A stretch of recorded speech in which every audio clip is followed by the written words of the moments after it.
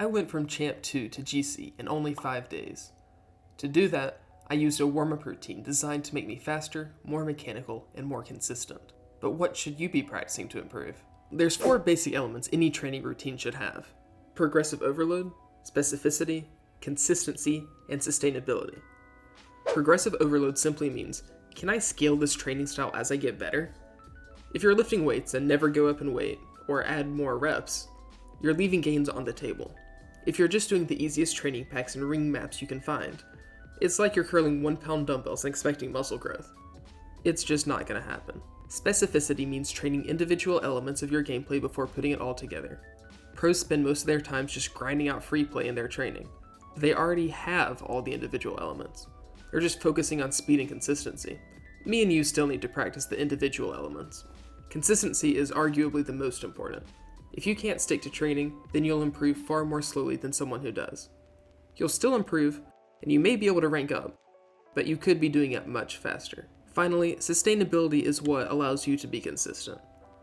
If your plan is to practice 2 hours a day for 3 months, chances are you'll make it 2 or 3 days before missing a day and just giving up. Your routine has to be maintainable. If something isn't working, don't do it. If you don't like practicing rings, spend a little more time in free play. Make the training routine work for you. Now, I've already given you all the tools you need to make a good training program, but to make your life easier, I'll also give you a sample training routine that you can tweak and make work for you. I like to start my session with 5 to 10 minutes of rings, 5 to 10 minutes of a dribble map, 5 to 10 minutes of custom training, and 5 to 10 minutes of free play. Give yourself flexibility with each specific time, and focus on what you're weak in for that specific day. Your warm-up doesn't need to be any more than 30 minutes. Remember, sustainability and consistency are arguably the most important part of any training routine. For rings, basically any map is good as long as you're challenging yourself. Sharingan Rings is an easier map to start with, but a better player might choose something like Plumatos Rings. Choose a map that works for you, but stick to one you like to gauge your progress. Focus on being efficient with your movements. It's easy to get in the habit of just holding down air roll, but only using air roll when it's necessary makes you faster and more efficient. Make sure you're challenging yourself and keep track of your progress as you improve. For a dribble map, I highly recommend Leth's Dribble Challenge. But again, there's plenty of good maps out there. Practice dribbling with no boost, practice dribbling with power slide, and sometimes just practice getting through as many levels as you can. Don't feel bad if you can't get very far. As a GC, my ground mechanics are pretty good, and it still takes me a while to finish each level. For custom training, 2 of the best packs are Corrupted V2 and Biddles Consistency.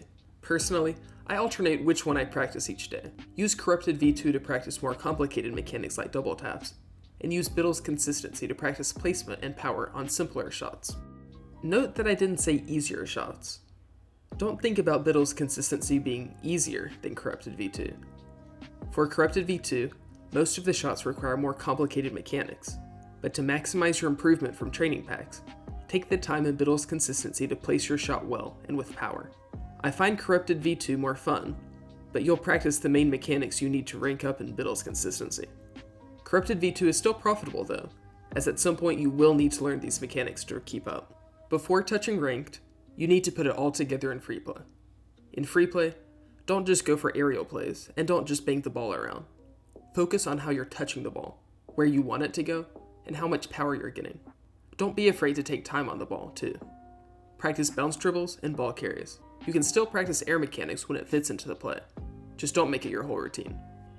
To improve the fastest, you also need to dedicate time to just training without even touching ranked. The good news, you can still follow the principles from the warm-up. Just pick a practice method that targets a weakness in your gameplay. Are you bad at dribbling? Spend 30 minutes dedicated to practicing Leth's dribble map. Is your shooting lacking? Spend 30 minutes in custom training. This is where specificity is important. At the end of the day though, when I reached GC, I learned that Rocket League really should just be about having fun.